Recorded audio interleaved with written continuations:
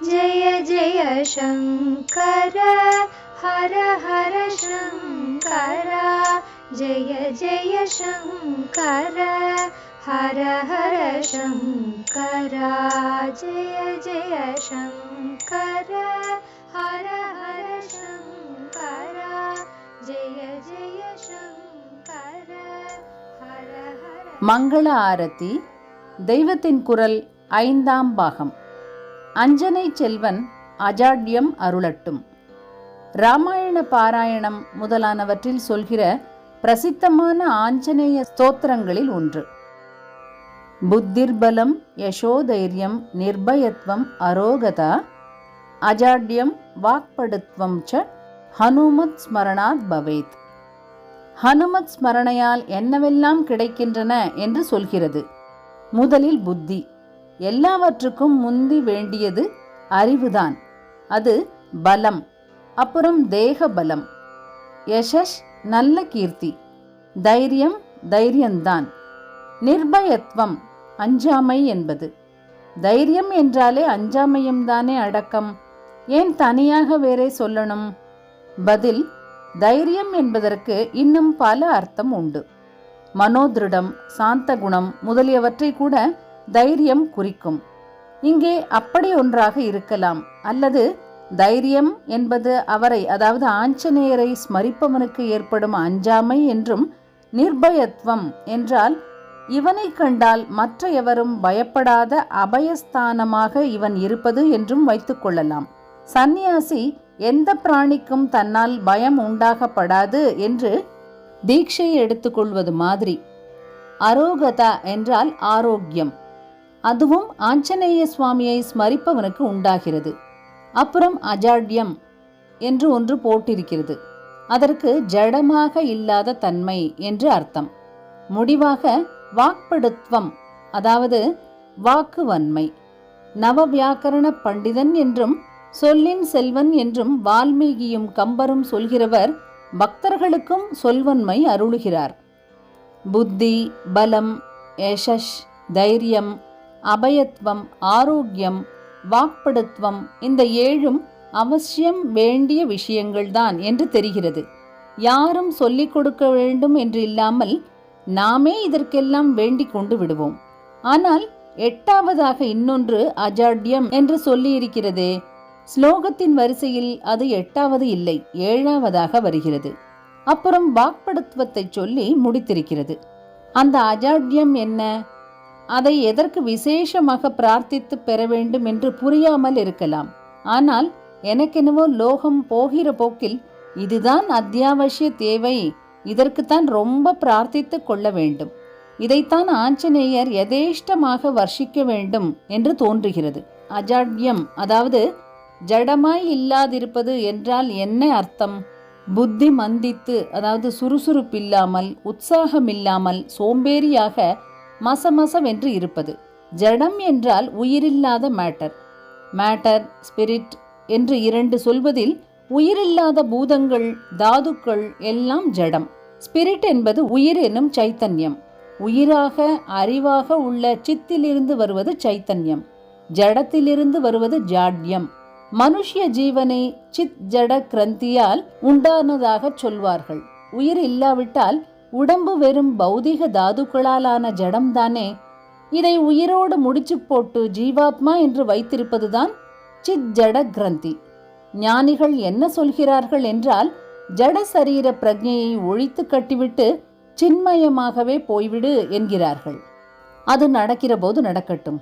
இப்போது இந்த ஜட சரீரத்திலேயே சித் விலாசத்தினால் உற்சாகத்தோடு சத்காரியங்களை பண்ணி கொண்டிருப்பதற்கு வழியை பார்ப்போம். ஜடம் மாதிரி டல்லாக மசமசவென்று உட்கார்ந்து கொண்டிருக்காமல் சுறுசுறுப்போடு விழிப்போடு இருக்க கற்றுக்கொள்வோம். இப்போது ஜாட்யம், அதாவது ஜடத்தன்மைதான் வந்து நம்மை நன்றாக கவ்வி பிடித்து கொண்டிருக்கிறது.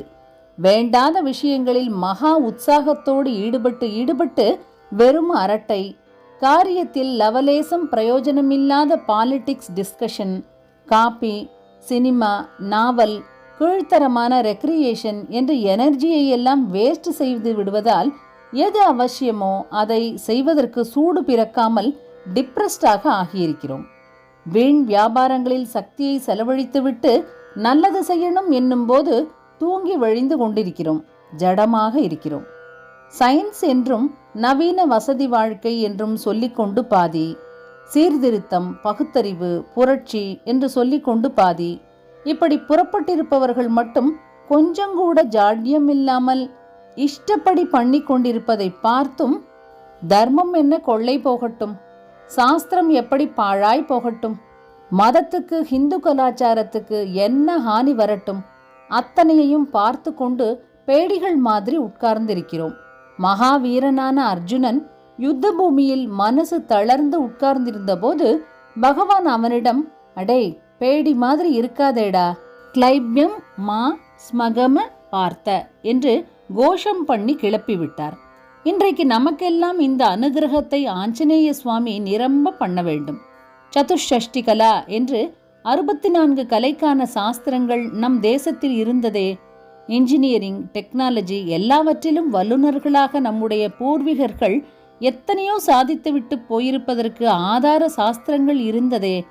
அவற்றை பிராக்டிஸ் செய்பவர்கள்தான் இப்போது இல்லை என்றால் அந்த சாஸ்திர புஸ்தகங்களை கூட அல்லவா காணோம். இந்த மகத்தான நஷ்டத்துக்கு நம்முடைய ஜாட்யம்தானே காரணமாயிருந்திருக்கிறது. இன்னும் பாக்கி இருப்பதை எல்லாமும் இப்படியே தூங்கி வழிந்து கொண்டு வாரி கொடுக்காமல் இருக்க அவர் நமக்கு அஜாட்ய அனுகிரகத்தை தான் விசேஷமாக செய்ய வேண்டும். வாக்படுத்துவத்துக்கு முந்தி அஜாட்யத்தை சொல்லி இருக்கிறது. இன்றைக்கு நாமெல்லாம் வாக்கிலே மகா படுக்கள், வாய்ச்சொல் வீரர்கள், காரியத்தில் ஜாட்ய மூர்த்திகள். ஆஞ்சநேய சுவாமி நம்முடைய வாக்படுத்துவத்தை கொஞ்சம் குறைத்து அதையும் சேர்த்து போட்டுக்கொண்டு அஜாட்ய அனுகிரகம் பண்ணி நம்மை காரிய சூரர்களாக்கினால் தேவலை என்று தோன்றுகிறது. அவர் அப்படி இருந்தவர்தான். ஸ்லோகத்தில் சொல்லியுள்ள புத்தி, பலம் ஆகிய எல்லாவற்றுக்குமே அவர் ஒரு ரூபம். எப்போதும் உற்சாகமாக சுறுசுறு விறுவிறு என்று அஜாட்ய ஸ்வரூபமாக இருந்தவர் அவர். சில்ப சித்திரங்களில் அப்படித்தான் இருக்கிறார். மலையையே அனாயாசமாக கையில் தூக்கி கொண்டு ஆகாசத்திலே பறந்து கொண்டு இருப்பார். கொஞ்சம் கூட களைப்பு சோம்பலே இல்லாமல் தர்மத்துக்காக சதா உழைத்தவர். முக்கியமாக எத்தனை எதிர்ப்பு விக்னம் வந்தாலும் அவர் கொஞ்சம் கூட தளராமல் இருந்து எடுத்த காரியத்தை வெற்றிகரமாக சாதித்ததை சொல்ல வேண்டும். நாம நல்லதற்காக புறப்படுவதே அபூர்வம். அப்படி புறப்பட்டாலும் ஏதாவது கொஞ்சம் தடை, ஆப்போசிஷன் வந்துவிட்டால் தளர்ந்து போய் விடுகிறோம். ஆனாலும் வாக்படுக்களாக இருப்பதால் அப்படி சொல்லிக் கொள்ளாமல் இது கலிகாலம், கெட்டதற்குத்தான் ஆதிக்கம் என்று சாஸ்திரத்திலேயே இருக்கிறது, அதனால் நாம் பாட்டுக்கு ஒதுங்கி இருப்போம் என்று கதைப்போம். இன்னும் மேலே போய் அத்வைதா, மாயா டாக்டரின் என்று முடித்து விடுவோம். ஆனால் அதற்காகவே அவதாரம் பண்ணி புஸ்தகமாக எழுதி அதை ஸ்தாபனம் பண்ணிய ஆச்சாரியால் எல்லோருக்கும் அதை சொல்லவில்லை. அவரும் சும்மா இருக்கவில்லை. காரிய சூரர்கள் என்று உச்சியில் வைத்து சொல்லக்கூடியவர்கள் 2 பேர் என்றால் அதில் ஒன்று ஆஞ்சநேயர், மற்றது ஆச்சாரியால்தான். சும்மா இருப்பதுதான் கோல் என்றாலும் அதில் நாமே போய் உட்கார முடியாது. நாம் சரியாக அடிப்படையிலிருந்து ஆரம்பித்து மேலேறி போனால் அதுவே ஒரு கட்டத்தில் நம்மை சும்மா உட்கார வைப்பதுதான் நிஜ சும்மா. நாம் இப்போது சொல்லும் சும்மாவெல்லாம் சிரித்து சும்மா கோசரம் சொல்லும் சும்மாதான்.